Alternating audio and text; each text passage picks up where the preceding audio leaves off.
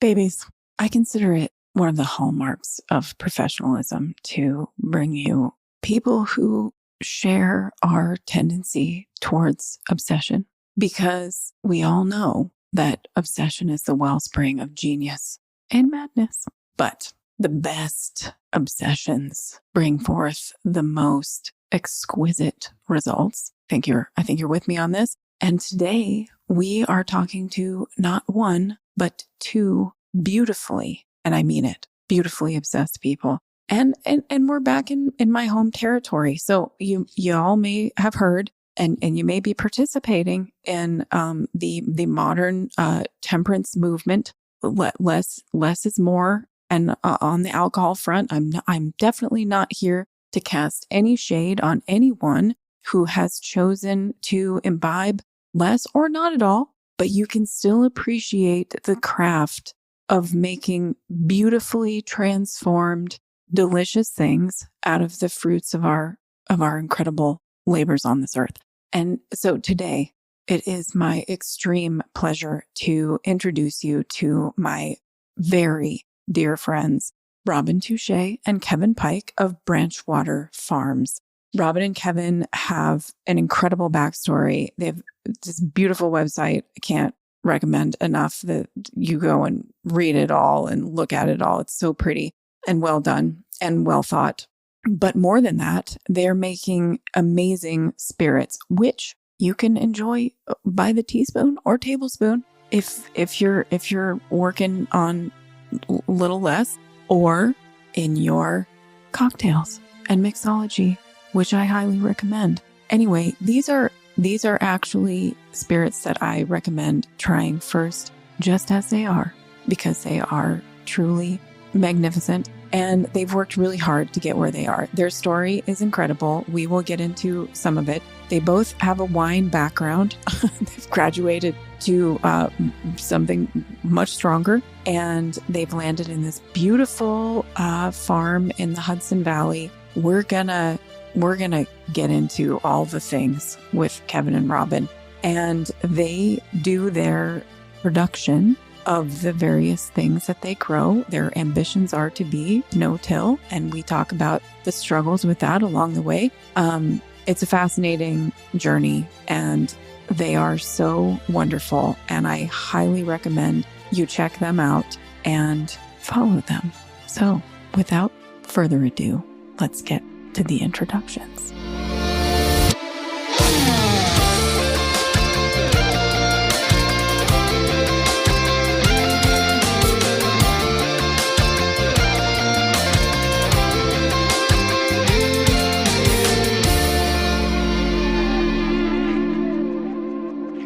Today's episode is brought to you by Rimmel Greenhouses. Whether it's tomatoes to market, flowers in the spring, or your family's harvest, growing in a greenhouse protected from the weather provides the right environment that you need for a harvest that you can count on. Rimmel Greenhouses are designed for durability and offer the quality that you need to grow productively year-round. Visit rimmelgreenhouses.com to get a quote today. If I may editorialize for a second, I own a Rimmel tunnel. I love it. We built it ourselves, and I really appreciated the quality of the tunnel as well as the customer service we received in the process. So make sure to check them out. Today's episode is also brought to you by BCS America. BCS two-wheel tractors are designed and built in Italy, where small-scale farming has been a way of life for generations. Discover the beauty of BCS on your farm with PTO-driven implements for soil working, shredding cover crops, spreading compost, mowing under fences, clearing snow, and much more, all powered by a single gear-driven machine that's tailored to the size and scale of your operation. We have been using a BCS tractor on our farm since 2014, and it has saved the day and leveled the workload more times than I can count. And I find new ways to employ it every single season. To learn more, view sale pricing, or locate your nearest dealer, visit bcsamerica.com. That's bcsamerica.com. To learn more, view sale pricing, or locate your nearest dealer, visit bcsamerica.com. That's bcsamerica.com. All right, enjoy the show. It's been a minute. I'm really excited to have you guys on the show. We're excited to be here. Okay, I know you guys and I love you dearly, but the rest of the world doesn't know you. So, okay, first, introduce yourselves, both of you, but not at the same time. And then tell us, what is Branchwater? What do you grow in there? How many acres? Where in the world are you? That kind of thing. I'll introduce myself first and let Kevin do more of the talking. So my name is Robin Touche, and I live here in Milan, New York with my husband, Kevin Pike, and we started Branchwater Farms in 2014. So almost exactly 10 years ago, we purchased an old dairy farm, essentially, that had never really been used as such, and started kind of planting seeds for our dream of a farm. And I'll let Kevin take over. My name is Kevin Pike, and we both come from the wine business, so that's kind of our backgrounds, and that's how we know you. I have a small wine importing company called Schatzi Wines, where we focus on Northern European wines.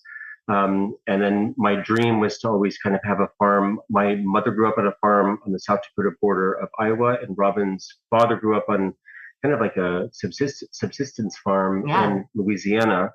And I think when we told him that what we wanted to do, he was like, "Get out of there," because his memory of being on a farm was about this is the worst place ever.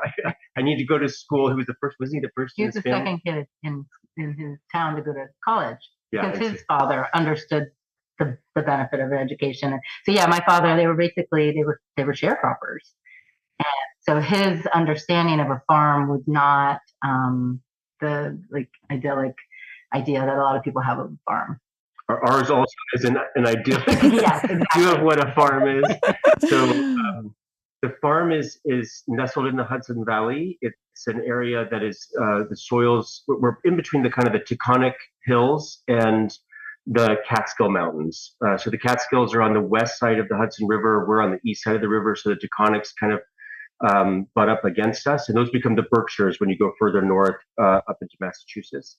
The soil here is all kind of glacial moraine, so it's 90% sand with a lot. It's really bony. It's got a lot of cobbles of quartzite and shale, sandstone. It's just big boulders. It's hard on the equipment.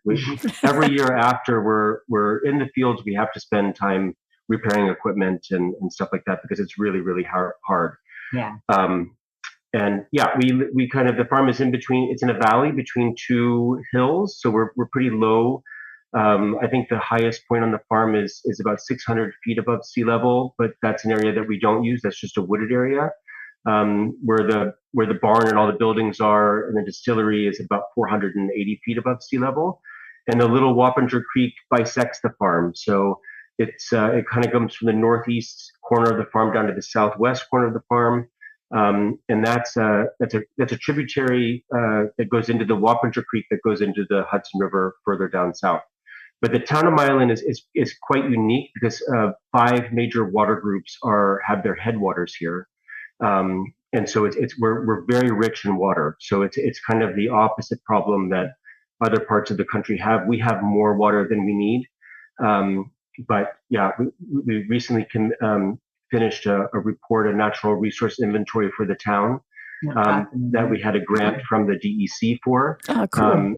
And we had the guy that came in and talked to us about the water he was like, "You guys are like the Saudi Arabia of oil for water," because it's just there's a lot of groundwater here. So that has its own challenges. We have a lot of wetlands. We have 100 acres total at the farm. We have a lot of beavers in the wetlands. Yes. They have their own agenda. Exactly. So we only have 25 acres that are currently in fields that we use for the crops. Everything else is wooded or wetland or just left to be wild.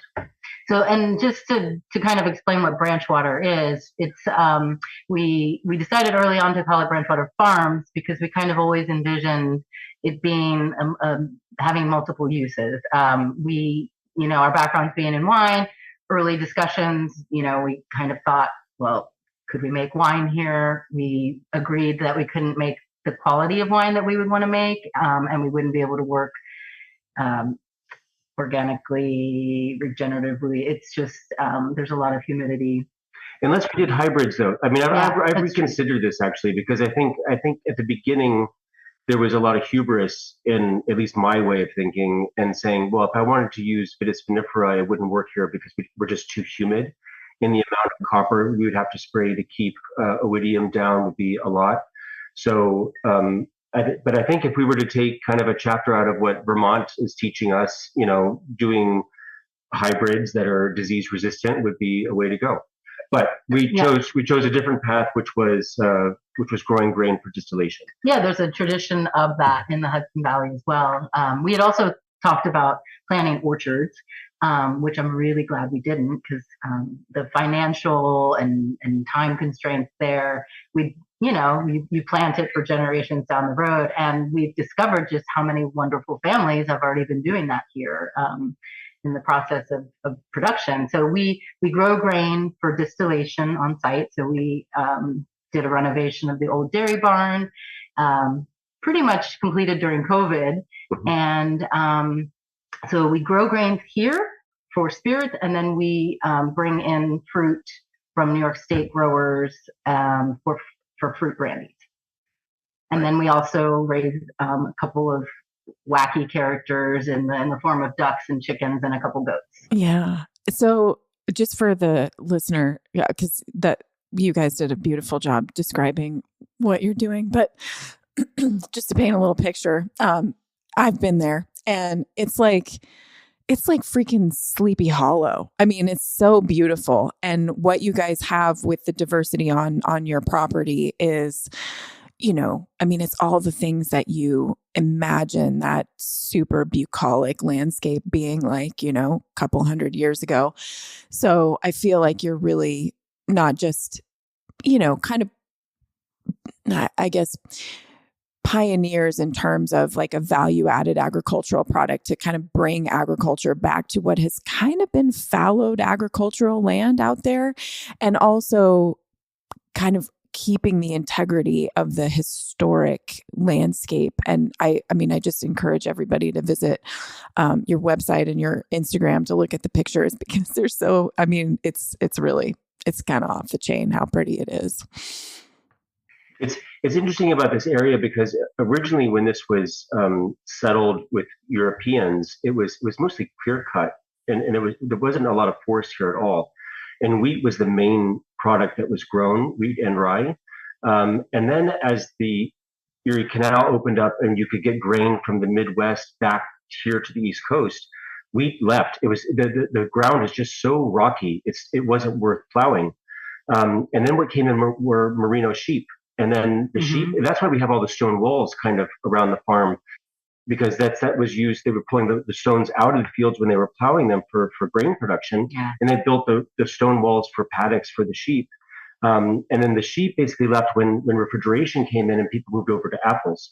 So that's kind of the progression of how things went. And then as people got out of that, then everything became reforested. If we look back at old aerial photos of our farm from the 30s and the 1940s, the only trees you see are sentinel trees that mark, different borders of different properties. Otherwise, everything was open and farmed. Well, that's the area. I remember walking a part that it's kind of my favorite part. I call it the secret field, walking it. And it's the area that's like, it's basically cedars. There's a lot that doesn't belong there, right? That's a long-term project at some point that we really need to tackle. But yeah, it's kind of fascinating, the layers of like what's here and why. It is. And you guys have done such a great job of actually reaching back into that history and knowing the story of your land and really trying to be the chapter that sort of honors everything good and tries to do everything a little bit better. So let's talk about spirits, because you guys are wine people. That's how we met. Robin worked for my New York importer, and I met Kevin. And I'll also just make a little shameless plug for Schatzi's book, which is very cool wines. If you are into Northern European wines, which everybody should be. And so you're working in wine and you have this dream. You want to have a farm. You don't want to do Vitis vinifera, which, by the way, very solid choice there, because it's true that place is a disease basket for for poor old vinifera. So, but you know, you're wine people, you're in the business of selling wine, and you decide to do spirits. So talk about the calculus there. And I mean, I was going to save this for the end, but I think you guys took a long time sort of developing your plan, and everyone should, but no one does. So, you know, walk us through that. Well, the first idea was cheese. We both love cheese. And I went as far as to take some cheese tours and classes in Europe. A good friend of mine, Johannes Hirsch from Weingut Hirsch in the Comtal Valley in Austria, has a really good friend. Well, he's certified by Respect as a biodynamic producer. And part of his closed loop is that he has some fields that are cut for hay that he then trades to this cheesemaker who has water buffalo and goats that he makes the cheese out of, and then the manure comes back to him for the compost. So that's his kind of his loop there. But he had this really good friend that was a cheesemaker, and I was able to go do that with him for a couple of days, and then we started to really think about cheese and like the shelf life of cheese and the shrinkage of cheese, and not knowing how to sell cheese, or like we realized we didn't know what we were getting into with that, even though it's a passion of like enjoying eating cheese. It's a totally different thing. It's kind of like going to like a winery and doing like I don't know, a blending.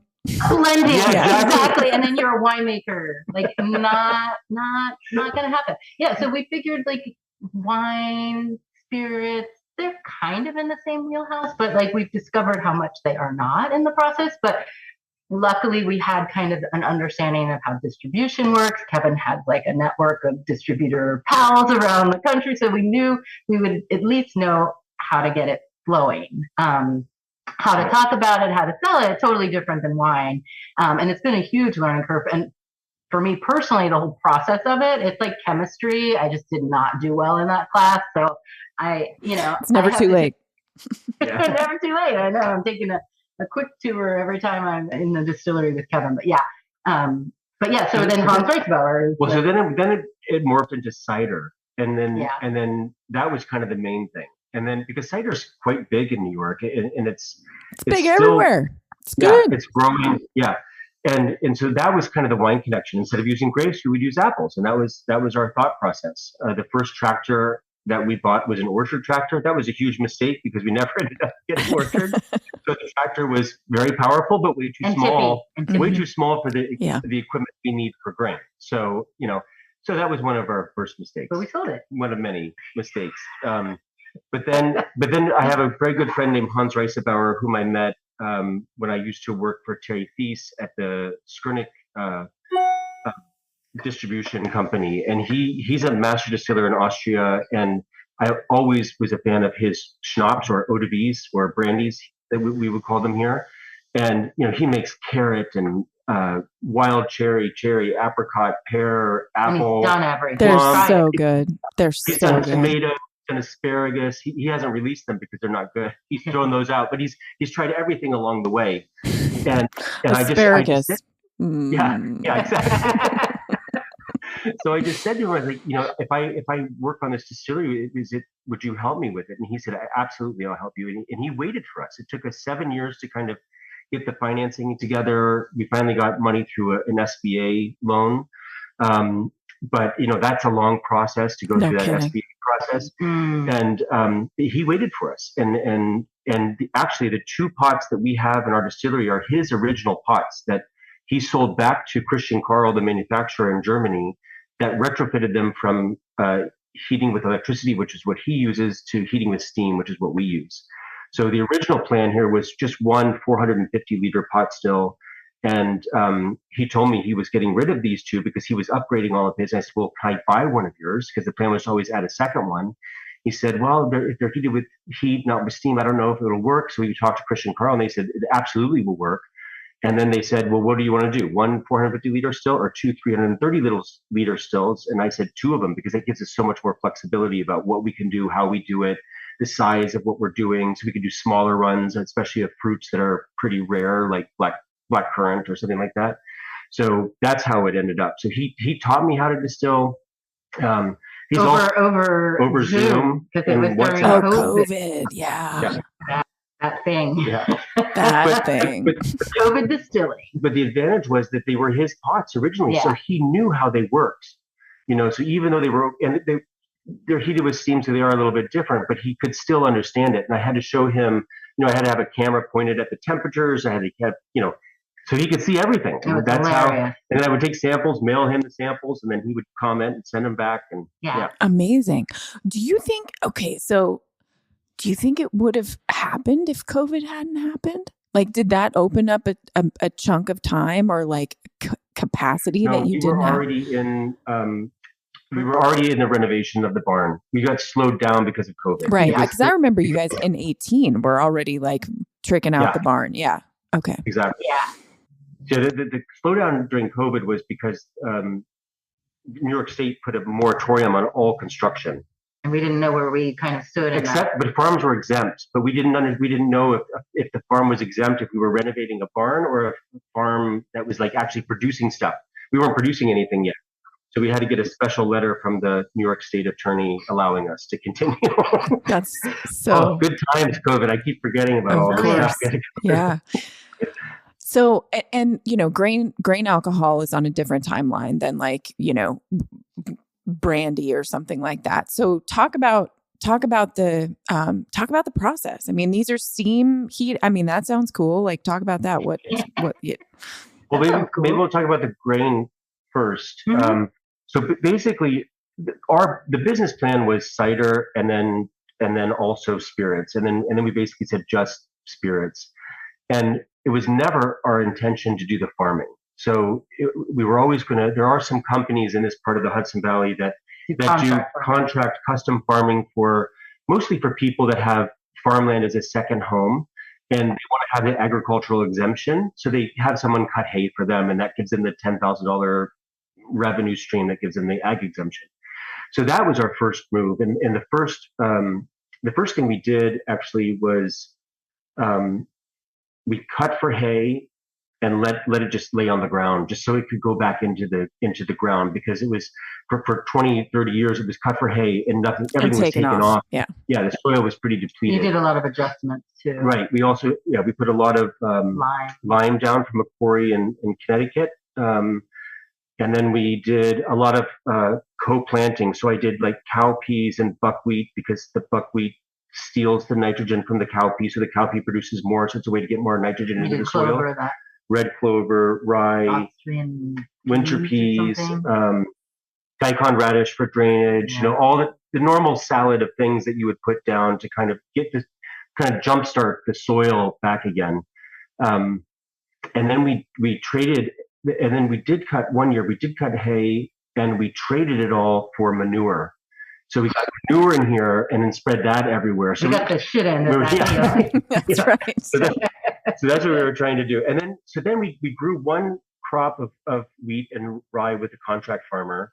And then I told them we want to do it organically, but it wasn't. So for them, that just meant, well, we won't spray anything, we won't do anything, we'll just leave it alone. But they didn't really understand that organic also needs input. You need nitrogen somewhere. So you've got to get it from either certified organic chicken manure or some other way. So cover cropping, etc. So they weren't really up for that. And so then we realized that we had to learn how to do it. So that's when we had to invest in machines and equipment to do it on our own.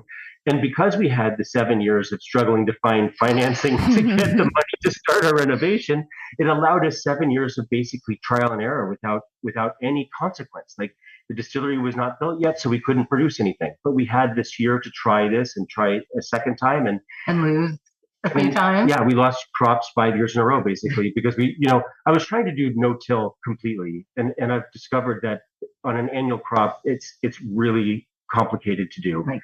We haven't figured it out. Yeah. It is. I mean, it is one of the hardest things. I mean, I'm pretty convinced you'll get there, but I totally get it. And we talked about that. I remember, like, it's not going to be you go from 0 to no-till with annual grains. It's the holy grail. It really is. So our current process right now is we plow in October. We then plant the winter seeds of rye and wheat, In March, we need to have a frozen day so that we can go on the fields again with the tractor. If it's not frozen, then we rip it up with the tires at the tractor. And we spread certified organic chicken manure and boron, a mixture of both of them, for nitrogen fixing.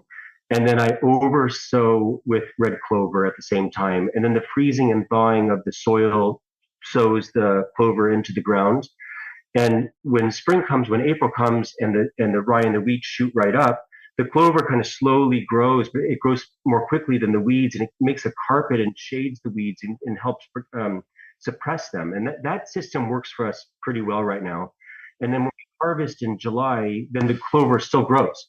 And what we did this year for the first time, and I think it's going to be our plan going forward, is that we have one field that's 15 acres, one field that's 6, and every year we're going to put 6 acres fallow over the winter and put the animals into that field. So after the harvest, we bale the straw from the harvest, and then we bring the animals in, and we all that straw ends up back in the field, because when we muck out their coops as we move them around, the straw goes back as organic material back into the field, and we get the advantage of their manure, which is really helpful. And then we'll plant in the springtime. We'll do that salad mixture again. Sunflowers, oats. Oats are good for the mycorrhizal fungi, and so that's our plan at the moment. And so every year we'll put 6 acres fallow and move that around. That's the current plan. And have things been getting? I mean, would you say that it's been a linear progression in terms of like your learning curve and how you've sorted out various rotations and things like that? Or have there been, like peaks and deep valleys? I would say it was mostly deep valleys until we came to this new system, and then it's been kind of an uphill, and the quality of the grain, of the soil too. Yeah.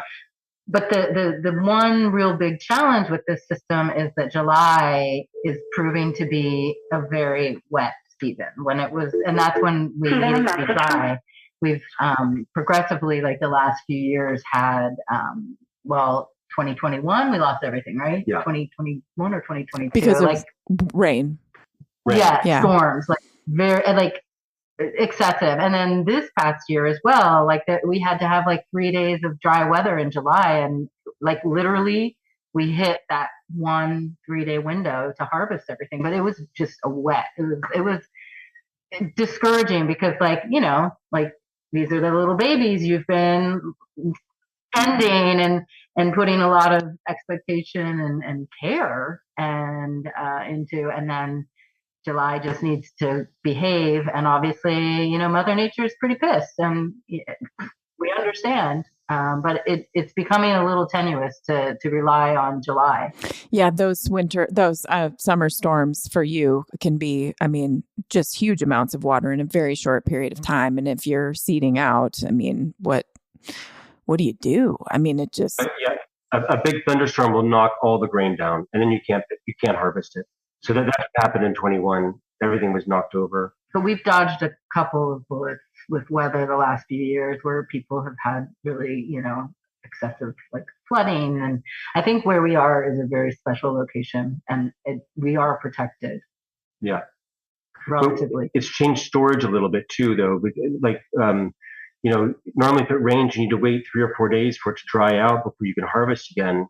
And what we're doing now is we're just taking it all in, and I'm putting it into the bins and just leaving the fans on to dry it out in the bins as much as I can. And the old kind of rule of thumb, if you talk to an old farmer in this area, they would say, well, if you don't put the fan on unless it's completely dry and low humid day. And I was talking to a colleague of ours up at Stonehouse Grains, which is the Rockefeller estate up there. So the Stone Barns subsidiary. It's the same owner as Blue Hill Stone Barns, that property, but it's their actual farm up here in Columbia County. And his name is Jay Goldmark, and he's like, just leave the fan on all the time. He says, I don't care if it's raining or if it's humid. No, but it works. It totally works for us, and so that's something I wouldn't have done before. Right. And now we're adapting.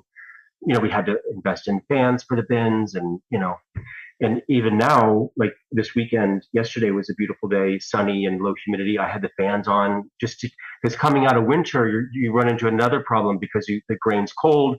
There could be condensation. It can cause moisture and then mold. And it's all the storage, everything's related, and how you have to keep the grain as best as you can before you actually use it. So, yeah.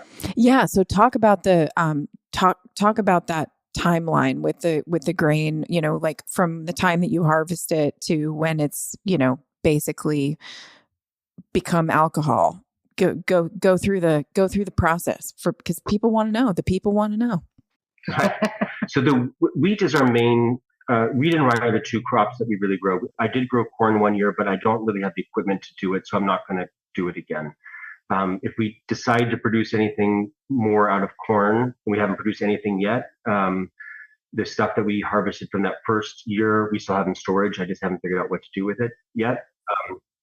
Bourbon is the obvious answer, but anyway, we may buy corn or find another farmer to grow it for us or something like that. So for us, wheat goes into the ground in October.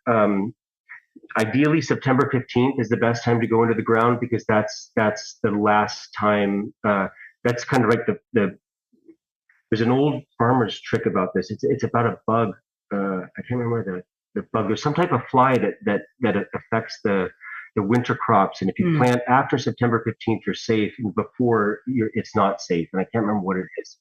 I'll look it up for you. But anyway, so we plant September 15th. We try to. I'm always planting around the first week of October.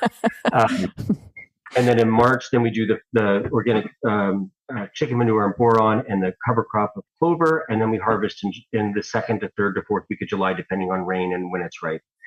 Then it goes into the grain bin, but we're processing all the time. So we basically process grain year round until fruits are ripe. And then when the fruits are ripe, we bring the fruit in. And fruit season starts about August. Mm-hmm. We do pears in August, and then we move into apples. And depending on what crazy itchings Kevin has, whether it's black currant or cranberry, those get thrown in somewhere in that later schedule as well. But this year we'll start in July because we committed to 5,000 pounds of cherries, English Morello cherries for the first time. So fingers crossed weather. Yeah, those are, particularly for the growers here because they've had, like last year, the U-pick, there were no cherries, there were no peaches, there were rarely apricots here. So, and that's their livelihood. So for us, it's, if we make a spirit, it doesn't change the bottom line. But so then what we do is we grind. We have a mill on site. We mill the grain batch by batch. It's kind of the same idea of coffee. If you get ground coffee, you have oxidation. It's doesn't have the floralness and the expressiveness of when you grind it yourself. So we grind it right before it goes into the mash tun. And then in the mash tun, we cook it for about an hour to start to release the starch from the grain.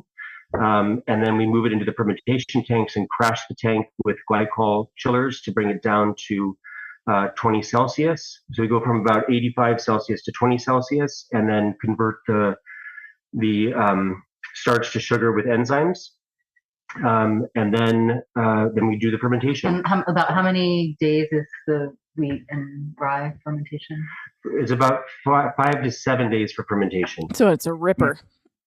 Yeah. Fruit takes longer. Fruit we do really cold. So fruit we do at 10 to 11 Celsius. And that apples take about 3 weeks to 4 weeks. Pears about 3 weeks. The black currants took 8 weeks. Yeah, I was going to say 6 Oh, wow. Well, really low sugar. Wait, I was going to say, what is the bricks on currant? Like it was 13? The alcohol, it was like 12 and a half to 13. Yeah. So that would take a minute. Yeah. Maybe it doesn't want to ferment. Yeah. No, I could see that. The only cranberry bog in New York up in Brazier Falls, which is like basically you drive up to Montreal, don't cross the border and go west another hour. So we bought 5,000 pounds of cranberries last year, and the pH, the bricks on that was 2.5. I was going to say not much, and then what the pH is like? What we added water. Yeah, we added water to bring the pH up because the yeast can't live in that environment. Yeah, and then we did chaptalize sugar. That, so that Otherwise, you can't get anything out of it. So but as far as I know, we're the only ones doing distilled cranberries, and maybe there's a reason for that. It sounds really cool, though. Like, where are you at in that process right now? It's done. Yeah, weird. It's very weird. It's aging in stainless steel right now. Okay. So the black currant took a year to age in stainless steel before we could release it. At the very beginning, it smelled like earth and eucalyptus. It was really unpleasant. I mean, not really unpleasant. It wasn't, I think, if you're buying like a fruit brandy, you're expecting a fruit profile where she didn't want to show herself immediately. It was very Sybil-esque. So it was like either like super like green, high tone, minty eucalyptus, or kind of, like dirty, earthy. And then that brambly quality, it took a year for that to express. And even today when I taste it, it's like, it'll play with you a little bit. It's like, what are you showing me? And it's the most interesting, I think, of the spirits right now. But anyway, like we keep getting off track. So back to grains, right? So after fermentation, we pump into the distillery. And so our fermentation tanks, I typically fill them to about 1,500 liters. And then I can then distill that in both the pots at the same time, filling each pot 3 times. So six fillings. And that's about an 8-hour day of distilling to distill the wort, the beer, from like 6% alcohol up to around 38 to 40% alcohol. And the ratio there is basically 1,500 liters of the wort will make about 270 liters at 38 to 40%. So about a third. And then we redistill that, and then that produces about 50 to 55 liters at 84% alcohol. So we're kind of unique in this way. We don't distill the tail ever. So everything here is distilled above 160 proof. So the TTB loves us for the taxes. Yes, they do. Yes, they do. Yeah. And your locks, your fancy locks, I'm sure. Exactly. Yeah, exactly. So that's the basic process. And then for gin production, if we need to get we have kind of a formula of X number of liters of alcohol at X% ABV plus X kilos of botanicals is our gin run, basically is how it works. So, we water it down from 85% down to a much lower degree to do a third run with the botanicals for gin. If it's whiskey that we're doing, like a wheat whiskey or a rye whiskey, this is all we do, and it goes. Then we water it down to 70%, 72% alcohol, and then go into the barrel. So again, the government doesn't like us for that because the definitions of things like wheat whiskey, rye whiskey, bourbon whiskey, etc., means that you have to distill below 160 proof, and you have to go into a new oak, American oak cask at 62.5% alcohol. And we distill above 160, and we go in at 70.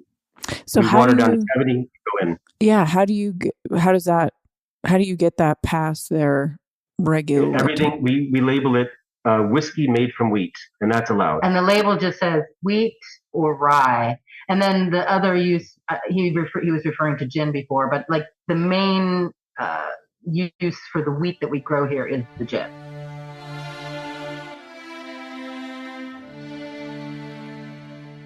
Today's episode of the No-Till Market Garden podcast is brought to you by Johnny's Selected Seeds. Johnny's Selected Seeds is a proud sponsor of the No-Till Market Garden podcast. Since 1973, Johnny's has supported farmers and gardeners with superior seeds, tools, and information to help ensure their growing success and help feed their communities and families. The research farm is at the heart of Johnny's, where they trial thousands of varieties and tools every year. Their breeding program uniquely focuses on introducing varieties that meet the needs or solve the challenges mixed market, small farmers, and avid gardeners face. Visit johnnyseeds.com for innovative new varieties and time-tested favorites to grow this season. You can also browse their online growers library, link in the description, for a wealth of free educational resources. The employee owners at Johnny's look forward to growing with you.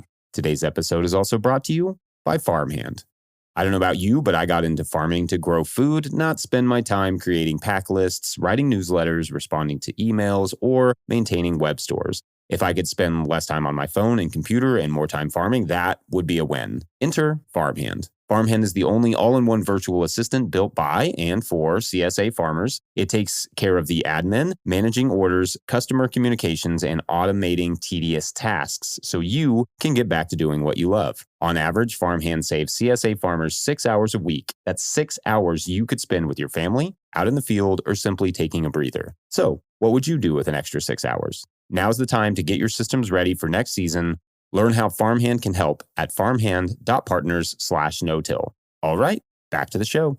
The regulations say you should do it this other way. What has influenced your choices on that? Like the recipe, but then also like the fraction that you're using and not redistilling. I mean, you're losing a considerable. So talk about why you're doing that and top shelf, baby. So like let's give you all the props for the process. So most people would collect the heads and the tails and redistill it. We dump it down the drain. So and the reason for that is that the tail gets really soapy and oily, and it's an alcohol that it's just not as fine of an alcohol that you produce. So the way our pots are designed is that it's a pot still. Then you have a helmet. There's one copper plate between the pot and the helmet. And then there's a defleglimator at the top, which is basically a bucket of water that's always circulating cold water at the top. And what that does is it knocks down alcohol. So as the alcohol vaporizes and goes up the side of the helmet, when it gets to that cold area, it can re-liquefy and drop back down. And the more times you do that, you'll get the ones that actually vaporizes and comes out and comes down through the condenser. So we try to collect the highest proof alcohol that we can and discard the rest. And I don't really have a use for the tails. The other reason for the tail is that the second run that we do is we only fill the pots once in the morning. I'm out there making the head cut, which is getting off the methanol and the acetone and the aldehydes, all the stuff that's poisonous. And then it basically runs on its own, and it runs on its own for 8 hours because it's a very low. I had the steam wheel, the little steam. There's a big wheel and a little one. I had the little one only open a quarter turn. That's how low we go. So if you do it really slowly and at a very low temperature, you can get a very high ABV alcohol and extract almost as much alcohol as you can use, but not getting all the soapy oiliness that comes with the tail. And so the other reason why I don't do the tail is because at the end of the day of an 8-hour day of distilling, I don't want to be back out there collecting a tail at that point, To collect the tail, I've got to hook up other things. I crank the heat up really high, burn a lot more energy. And for what purpose? Yeah, it's the more is not better, philosophy that we're really, really, as things are taking off and we're getting, like our eggs, we have crazy, following for the chicken eggs. And it's like, I could order 200, 500 more birds, have more eggs, sell all the chicken eggs all day, but they would not be healthier chickens. It would just be an assembly line. And we've decided the same for the distillery is we are not going to grow any bigger than we are. And it's human scale. It's 2 of us. And we want to keep it that way. We want to sell everything, of course. We definitely are not hoarding our spirits anyway, but it needs to be quality over quantity, 100%. And I think that there's always an instinct to more boxes, more dollars. Yeah. Yeah. Right. That's also what Robin described there is the philosophy behind, leaving 6 hours, I keep saying, but 6 acres fallow now every year. Economically, that's stupid, right? You would plant every year because the crop is the grain that you turn into alcohol that you sell, but it's not better for the land. So we've got to figure out a way, the other thing that we could do is we could start deforesting here to make more fields to use. That's something we don't want to do. So we're trying to find, I keep on Robin to get pigs because I'm trying to find a way to use everything that we create here and close the loops that we open. And, the spent mash is a thing, and pigs will eat it. And we produce a lot of it. All the spent mash that after distilling, we could give that to pigs. They could eat it. They do really like it. Yeah. And we have a way to collect the water. So like when the distillery uses a lot of water, the cooling water on the distillery, we have a way to collect into a hot water tank so that when we're making the second mash, we're starting at 70 Celsius instead of 15 or 20. So it takes a lot less energy to come back up to temperature.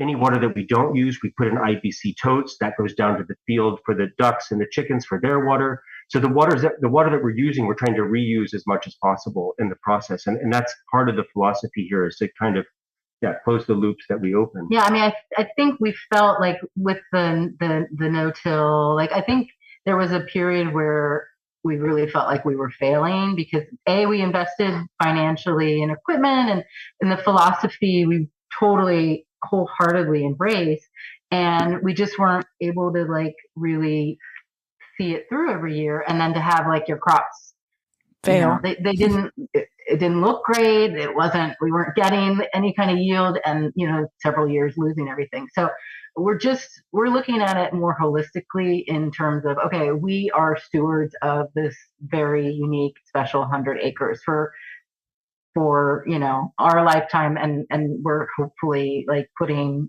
into action what we want it to look like after we're gone. But while we're here, we have to do the best that we can. And so some level of forgiveness has been necessary, but we're just always kind of looking for ways to use any kind of waste and close the loopholes. And because there will be somebody will post something. To be clear, when you say fallow, you're not like leaving open ground that's just like bare soil. You've got something. Yeah. So after the harvest was done in July, then the clover's growing all through the winter. And then the original idea, Mimi, was to plant a spring crop like barley. And then do our own malting to make a single malt whiskey. I've had to abandon that at this point because barley is really hard to grow in New York, and the only varieties that are being developed at Cornell, Hudson NY, and Excelsior Gold are the two varieties. They produce a high amount of glycosidic nitrile, which is a defense mechanism in the barley. It's toxic, right? Probably if you, Exactly. So in the malting process, because of water, heat, carbonate, which is the toxic thing, and then in the distillation process, the exposure to ethanol and copper and even more heat makes it even more pronounced. So, it's a class 2B carcinogen. Yeah. So I had to abandon that idea. So that's why we're doing this salad planting. So right now the field is full of grass and clover and birds. We just moved them this morning from one area to another. Yeah. And then later this month or in April, that's when we'll plant the sunflowers and the oats and the cowpeas and the buckwheat and daikon, and we'll plant that whole salad of stuff. And we'll let that grow we'll terminate that with the roller crimper. What my plan is this year is to try to terminate it in time and replant and terminate and replant and terminate until I get to September, and then no-till drill in the winter into that carpet. That's my trial this year. That'll be super cool trial. I mean, who knows if it'll work, but and that would mean no plowing in that field for 2 years. Great. So, yeah. I mean, those are the things you have. I mean,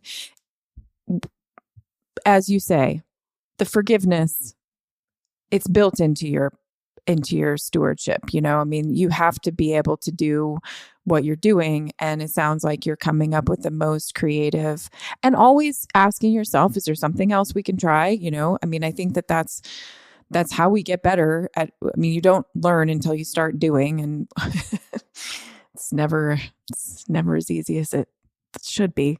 So that sounds super cool. And I mean, okay, so it's very little, like from an original volume, it's a very little amount that you end up getting, but it is this sort of very special,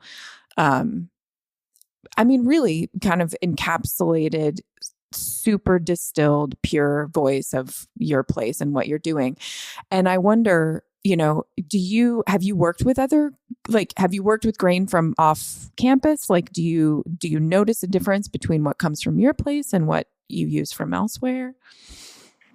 We did the year that we lost everything. We bought certified organic wheat from Stonehouse, and I didn't notice any difference in distillation or flavor, but it was a lot cleaner than ours.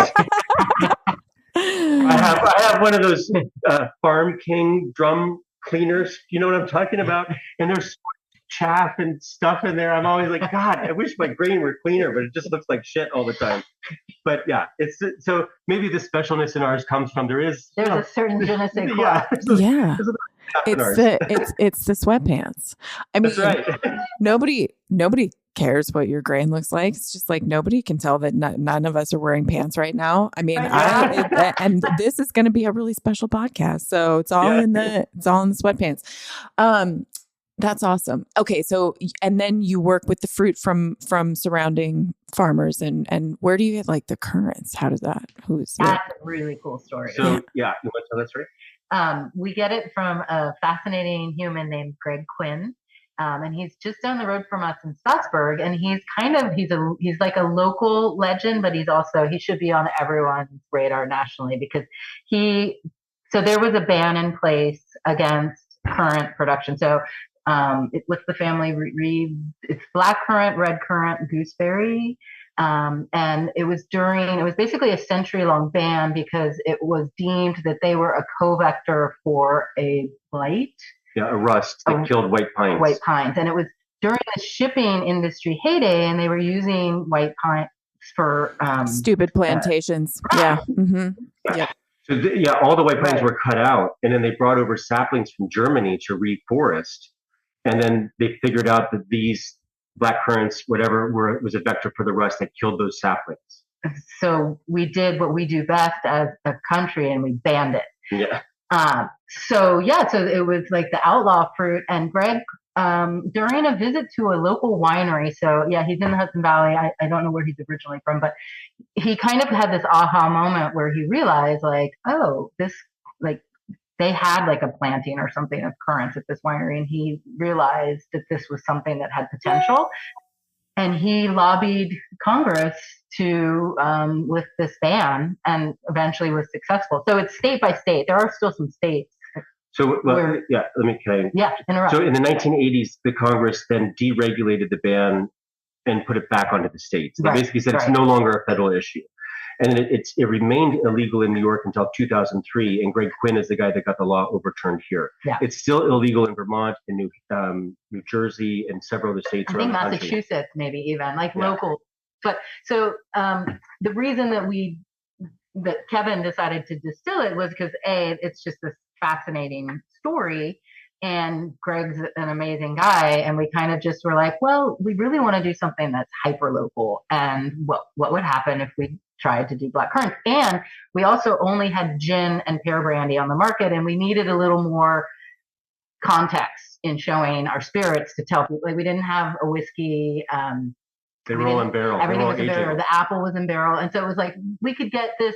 We thought that we would have a quick turnaround and that we'd have another clear spirit to talk about. But as we discussed, it took her a year to show both sides of her personality. Yeah, exactly. And it took her, 8 weeks to finish fermentation. So there were some sleepless nights because she was not an inexpensive investment. So when I pour the black currant for people in the tasting room, I say, this is the passion fruit project. Good name. Good name. Okay. So, all right. I'm going to have to look this guy up. It sounds really cool. Fascinating. We'll send you his info. Gooseberries. Are you going to go there? Are you going to go? Because I love them. I don't know about distilling them. I have a lot of questions about pectin. But like, God, I love gooseberries. There's just not enough gooseberries out there. Cuvée. Yeah. I haven't found a source. I'm always looking for sources of fruit and things to distill. That's how we found the cranberry guy up on the Canadian border. The pears we buy all locally here. So the pears are mostly coming from Fix Brothers Orchard, which is a farm just south of Hudson in Columbia County. Farm. Yeah, and Montgomery Place Orchards, which is our local in Red Hook, the next town to the west of us. They're old orchard that's been around. They're fantastic people. It's now actually the orchards are now owned by Bard College. That's cool. Yeah, but the family that runs it had been doing it now in their second generation. Yeah. So Leith and Doug, I think, were yeah, so those are all local for Boss Pear and Bartlett. So Bartlett is Pear Williams that you see in Europe. So we do that, and then we also are doing a single a Boss Pear also. So two different pear brandies. Then the apples all come from the Finger Lakes. The majority of the orchards in our area of the Hudson Valley have been grafted over to pick your own, some more bittersweet varieties. And I wanted cider varieties. So ours is made out of Rhode Island Greening, Ben Davis, and Northern Spy. And then this year we did 100% Golden Russet that will release as a clear eau de vie. So good. Yeah.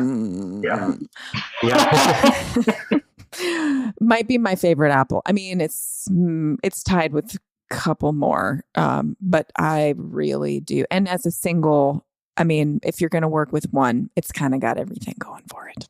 It's really a good one. Amazing. So, okay, that's really cool. Would you ever do like a nut? Have you thought about that? Yes. So we've talked about that. It's the nuts are. I've actually thought about doing hickory. Have you seen like hickory, shagbark hickory? Dude. Okay. Have you seen that? Yeah. No, it's called shagbark hickory syrup, I think. And what you do is you kind of roast the bark that falls off the tree. So you're not hurting the tree in any way. You harvest it falls right off. Macerated in the alcohol. So that wouldn't be an actual, and then maybe we could distill it after that maceration. I'm not sure yet how we would do it. I know with nuts, you need to roast the nuts and you do a maceration and then you do a distillation. Yeah, you do a distillation of the macerated alcohol. So we would use wheat as the base probably, and do that maceration and do something from there. Because those black walnut liqueurs are so cool. Yeah. And I mean, the East Coast is kind of lousy with black walnuts, right? I mean, you could probably get your hand on some windfall walnuts. And the shagbark hickory, that's a really, I mean, do you see them very much? Like, I'm just trying to think. I thought they were more. Our farm is full of shagbark hickories. Oh, sweet. Okay. Yeah, we would harvest them directly on the farm. So that's you'd need a lot. Yeah. I have all cards on the table. I have 250 liters of wheat that I really don't like. So I didn't put it into the gin and I didn't make a whiskey out of it. So I'm trying to figure out how to use this in some way because it represents a lot of work. Mm-hmm. And I'm like, what am I going to do with this? So yeah. So if you see a black walnut liqueur on the market, it's probably got some. This is me encouraging you. Yeah. on the nuts and the shagbark hickory. I mean, maybe there's a way you could do like a combined. Anyway, I could go all day. I mean, with spirits, that's the coolest thing. So back to the currants. I can't imagine that was cheap. Because what I mean, are they picking those with tweezers? $5 a pound. We bought 5,000 pounds, so it's $25,000 in raw material. And that 5,000 pounds filled 2 fermentation tanks, and we got 110 liters of alcohol out of that. Yeah. Passion fruit. Yeah. It really is. It must. Is it amazing? I mean, it's amazing, right? I'm going to send you a little care pack because I realized when I was out there, I get a 1 ounce. I get a 1 ounce bottle in the mail. No, I'm telling you, don't send anything. I'm going to buy it because everybody should be supporting you guys. And but those are the things. They're so special, and you can do them because you're not trying to take over the world with spirits that are made with nasty, soapy extra stuff. And so don't send me anything. I will buy it. Okay. So just to kind of round out the whole journey, I mean, I think it's always nice when people who are listening, who are maybe not quite to the stage yet that they have been able to get access to land, but they really want to do this kind of thing. I mean, spirits is a fairly, I think, underexplored, value-added agricultural product in America still. I mean, I know that there's the big guys and it's all kind of, well, I will refrain from, I guess, the high-end, bespoke artisanal market. It is a way to do something many times more than what you would otherwise, like, you can't be a small grain small grain farmer. It doesn't make any sense unless you're just homesteading, which in that case, yes, absolutely. But do you have words of wisdom for those people out there who might be in the process of dreaming? I mean, what do you wish people would know that you wish you had known? And also, what are things that you feel like you've really learned along the way, just in terms of like, this is a system that we kind of had to figure out, but it really works. You walked through your fermentation process, but are there things like how much to hold and how, like just spacing it out? I don't know. But like, it's always nice when people can benefit from what you've had to stumble through, because they'll always find more holes, but it's always nice when you can avoid some if you can. Well, one thing that I would say just hands down that is key is make and find your community, because you're going to need to borrow equipment. You're going to need know-how. Like, nobody walks into this knowing. I mean, Kevin is an avid reader. Obviously, he's got a very remarkable brain. He's curious. He can tinker with things and fix them, but there's always something that you just don't know how to do. And I think the most important thing is find your people and, really invest in the relationship aspect, which we could not do what we're doing without our community of people. But in terms of know-how, I would say probably the best thing that happened to us was the fact that we didn't have the money. Yeah. Because it gave us those 7 years to really think about our business plan and revise it and live on the land and with the land in a way that we wouldn't have appreciated had we jumped in with the business plan as it was originally written. Yeah. When we first came here, I kind of looked at these low areas that were swampy, and I was like, we got to tile this and get rid of this water so I can plant something down out of here. And now our approach is completely the opposite. We're now trying to coexist and bring more wildlife in and try to create wildlife corridors with other neighbors. And, that's kind of where our head is at this point. No one likes any delays. Delays are always stressful, and they cause stress and anxiety and that type of thing. But I think that was one of the biggest. Taking time to really listen to what the land is telling you. It was a huge benefit for us. Yeah, it really was. And then on the distilling side, I would say, or any mechanical thing, working with tractors and mash pumps and distilling equipment, you have to be willing to take anything apart at any time and put it back together. You can't be afraid of that. All of our equipment is custom. All right. So there's nobody I can call to come fix it. The manufacturers in Germany, they're not going to come over here and do anything for me. So, I've got to be able to take things apart, figure out what happened, put it back together. Just this weekend I was pumping out the mash tank and the pump broke. And so I had to take apart the pump housing casing and pull the pump out and work on the pump and reassemble it. And meanwhile, because I'm always behind on everything, Mimi, I had 2 pots distilling, and that spent mash had to go into that tank, and the tank was full. So I had to pump it out before the tank was done distilling. So it was like a stressful 2 hours of trying to figure this all out and get it all back together and make it work. And so you have to be willing to be curious and not afraid of the unknown, because a lot of it is unknown. That's why he's on the distilling side and I'm mucking chicken coops out, because I'm terrified of all the things that can go wrong in a system like that. But talk about the animal part, because I think that it's been a really important piece for both of you. And also, it is sort of integral to having a kind of a closed loop situation, whether that's a goal or it's something that you're able to do out of the gate. And what does that bring? Are you monetizing that? How is that working into everything else? Well, surprisingly, we are monetizing it. Kevin is always so proud. He'll come to me with sales reports oh, you sold this much in eggs. And we didn't do, so we've raised chickens and ducks for both eggs and meat. And we have the on-farm exemption here, so we can process the chickens and ducks here up to 1,000 birds, which is just a wonderful thing. And it sounds kind of psycho, but it's like one of my favorite things. Is like, I mean, I don't look forward to the slaughter, but I really like processing day because, it's like a small community, and you're working with your hands, and it's very rewarding. And obviously, having taken the time and care to like really nourish these animals that then nourish us and our community, it's like a really wonderful, wonderful thing.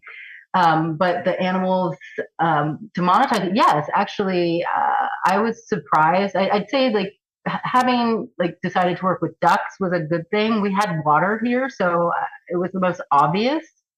Um, it's also, it's a little risky to have them having access to free flowing water, which then they're like the predator risk. So we've experimented with different things with the birds, but um, finding a home for duck eggs, it's a niche market. Not a lot of people have had duck eggs. Not a lot of people know what to do with the duck eggs. So that's been like very rewarding and fun, doing something that not a lot of people are doing. But then discovering that the reason a lot of people don't raise ducks for meat is because they're a nightmare to process. To process. Yeah. There's a thing called pin feathers, and it's real. It's real. So, I mean, it is. That's a lot. It's a lot to take on. Yeah, it's chickens are just easy. Chickens are easy. They're so easy, and they're funny. I mean, ducks are so funny. So, but you're still doing ducks. Yeah. I'm looking to kind of limit how we do the ducks. Like I'm working on a breed that is totally, we do Muscovy, so that's totally on farm, and they're amazing mothers, and they raise their own young. And if I leave them for 3 days, they're trying to sit on eggs, and so we do them on farm. Breeding. Yeah. And then I'm working on doing Duclairs this year. So it's white duck that instead of, Pekin, which you buy day old, ducklings, which it's expensive. And you bring them in, and then, and half of them I'd rather die. have everything here. Yeah. No, I think that's great. And do you guys, I mean, I'm assuming you eat a good chunk of what one of the main reasons for doing this is so that you can fill your own freezer with meat that has had a beautiful life and that you feel has been a part of building the farm that you want and all of that. But do you mostly sell to your most immediate people? Yeah, we sell from the farm store, and we actually haven't had a lot of our own ducks just because we never do them in great numbers. It's just because it's, because it's terrible. Yeah, terrible. And then people come here looking for duck, which is really wonderful. But the chicken we eat about a roast chicken a week, and we've sold through what we have done here, and we didn't do meat birds last year. We took a break. So yeah, we're kind of jonesing for the birds again. Yeah. But Robin got an incubator last year, so she wants to breed out what's the Bieleffelder? Yeah, it's like a German dual-purpose chicken that I want to experiment also with, like a longer. I mean, most commercial chickens are an older lifespan. Yeah, no, that's been that's where I've landed too. It just doesn't feel right. It doesn't feel right. So I think that's where Robin's taking the animal program now is to instead of buying day olds that are mailed to us that we raise up and slaughter, finding things that work here, do the breeding here. It may mean smaller amount. It will mean more feed, so longer time, more cost, but hopefully a happier bird, a tastier bird, and then fiber animals are the other thing you're talking. And I'm still lobbying for pigs. Yeah, no, I think the next species would be pigs. I mean, it's such a learning curve every time you get a new species in the mix. We have 4 goats that, they live in the shed behind. Kevin's aunt lives around the corner from us, and they're just comical. Like I just love them. I go and pet them and feed them hay when, it's winter, and then they're just easy. But if we were to do sheep or goat in a meaningful way, it's a lot. And with the parasite situation here, we have deer We have a lot of deer and they're a Ticks. huge risk. Lots of problems.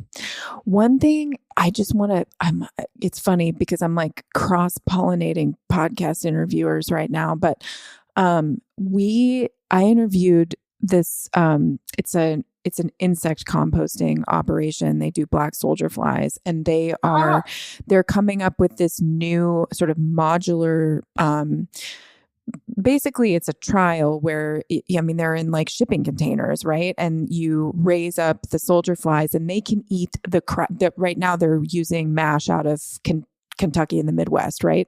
So they go through tons of that mash and they produce this larva that the birds are nuts for, dude. And I'm telling you, I've gotten their dried larva, but the live ones. So like if you had one of those modular things, because the thing about pigs, A, delicious, B, hilarious, C, somewhat destructive if you can't hard to manage in a really benign way, and D can be hazardous if you get a mean one. So really cool thing for you guys to look into, because they will eat anything. Like they will eat meat, they will eat bone, they will eat all the thing and the mash. I mean, they love that stuff. So anyway, just a thing to think about. I love it. And a little bit easier. You don't have to worry about parasites. Yeah. Well, the pigs would be used in like a silvoforest program, basically. Yeah. And they'd probably be delicious because they'd get like acorns and they'd get your mash. Exactly. So our thinking was to put them in parts of the forest and move them around so that there wouldn't be a sty. It would be a mobile thing. And they would help us clear some of the, I hate the term invasive species, but we have a lot of invasive species here in shrubberies and stuff like that. They would help kind of eat through that. Goats as well. Goats, yeah. Mm-hmm. You could do it all. I mean, why not? Pile it on, guys. Pile it on. We need some more projects. I just want to go back to something that you both sort of touched on, which I think is really, I think it's really meaningful and worth a little bit of me just drawing a halo around it, because I've had this conversation with a lot of people. The wine industry is just like littered with projects that have, big investors behind them. And you go from like being a floor som to being a wine. I'm not making fun of anybody. This is a thing. Like these people totally earn their chops, winemaking, whatever. But that overnight thing where you go from, like doing this one thing and now you're another profession. It's glossy. It looks sexy, but there's something really, really important about that time that it takes you to learn doing. And it is also a process by which we find out how badly we want to do this thing.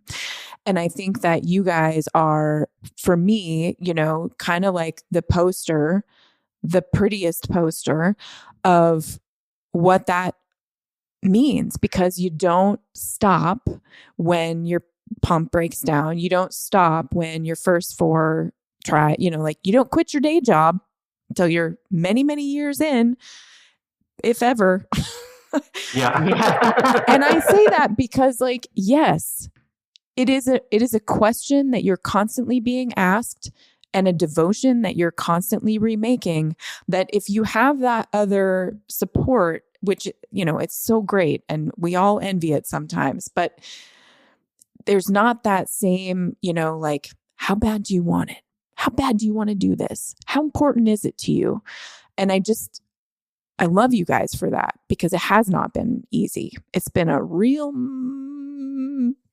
kick in the ass. It's been a real kick in the nuts a few times. So, I think it's amazing that, and I mean, people will look you guys up, and they should, and it's such a beautiful product. I mean, everything that you've done has been like super aligned since day one. And I think it's because exactly how much it means to you. Oh, thank you. Thank you for saying that. I think also it takes a lot of optimism. I credit Kevin with being sometimes overly optimistic, but we wouldn't be doing this if it weren't for his vision and belief. Like he really, I think you have to be hopeful and optimistic to do any kind of agricultural undertaking for sure. But and I joke all the time about how I through life have progressively taken pay cuts to happiness, and I literally I've never been happier. No regrets. No, absolutely. It's the best. Yeah. No, go ahead. I think Ken. also the farming community is really a supportive group of people. They're people with a lot more experience than I do, and I go up and I ask a question, and they don't treat me like oh, what is this upstart know, or they're curious. They ask questions. They teach me things. If I'm in a pinch and I have a massive equipment failure or something like that, I have people I can call that will stop everything and will come help. That that type of community I haven't really experienced in other parts of my professional life in the wine business, for example, on the selling of wine. I'm not talking about making wine. I'm talking about the buying and selling of wine, which is where my experience is. It's not like that. It's a lot of competition and a lot of kind of ego, and it's kind of a different world than what we experience on the farmer side. And what Robin said earlier in the discussion, I think is really crucial. Having that network of farmers as support, finding your people, becomes really critical to your success because you need them. They need you also. That's why they do it, right? Everyone knows that it's a reciprocal relationship. It's not one-sided. Just like everything in nature. I mean, it really has become the theme of this season for me. I mean, every single person I've interviewed has had some deep sort of reckoning with this codependence that I don't know, we've sort of managed to societally like convince ourselves that it's not critical, but it is super critical, especially now in farming, in any type of land stewardship. We are completely codependent on not just the environment, but also on each other, because we will like you guys said, it's the, you've dodged a few bullets climatically, and we're all dodging different bullets. And when you're dodging one, somebody else is taking one, and we show up for each other in those moments. And it's going to be more and more like that. So yeah, so important what you say. Well, you guys, you've given me more than an hour of your time, and I know that it's a busy life that you lead. So is there anything that you wish I had asked that I didn't? Or is there anything that you want to end with before I let you go? I would like to end with a note of appreciation because you have been a spirited cheerleader and guide and just an amazing mentor to us.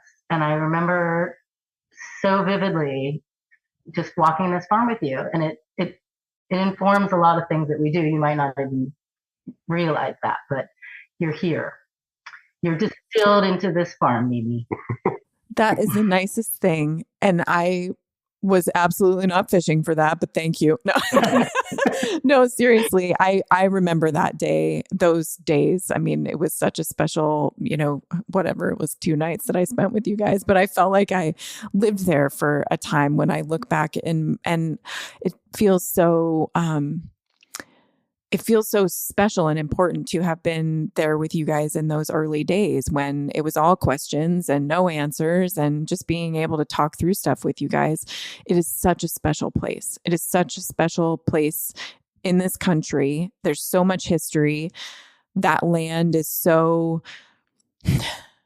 man, it's just drenched in the earliest moments of people being in this place. I mean, way back before colonists came, I mean, it's really something to be there and be with you guys because you love it so much. And there's, I go to a lot of farms, and when you're with somebody or with some buddies who it is so much a part of their whole identity to do right by that place while you can, it's a completely different experience. Like you can have a completely different walk just based on that love that you guys have. And, I'm just so happy for the kids that they get to be there with you guys and see that side of life and see your journey. I mean, what an inspiration. Holy crap. But then also, like, for the rest of us who are now going to be able to like find your brandies, find your spirits and support you going forward. It's a really great moment to check in with you. And I just feel really grateful that I met you when I did. Thank you. Making me cry. Yeah. Well, you guys have a mandate now. You need to come and visit me.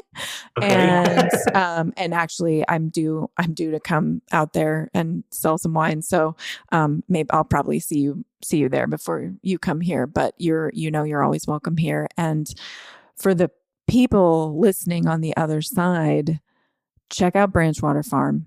Such a beautiful website, such beautiful products. Cannot wait to see what other things we're going to ferment in the future. But let's all get on this ship and go on the journey with them, because you just won't find two better people. Robin, Kevin, thank you so much for being with me today, and I hope I see you soon. We do too. Thank you, Mimi. Thanks. When I get to share my friends with you friends, it really feels like I'm having a party with you in my living room, which is funny because I'm not actually in my living room, but you get the point. You're welcome to be in my living room with or without me. Anyway, I hope you enjoyed that discussion with Kevin and Robin. I hope you will seek out their beautiful products or visit them or follow them, give them a high five on one of the social media outlets that they're much better at frequenting than I am. They are wonderful people. They're making beautiful things. And that is what we love to highlight here on the Market Garden podcast. I know you're not all out there growing the spirits or in the alcohol business, period. But remember, there's always money in the banana stand.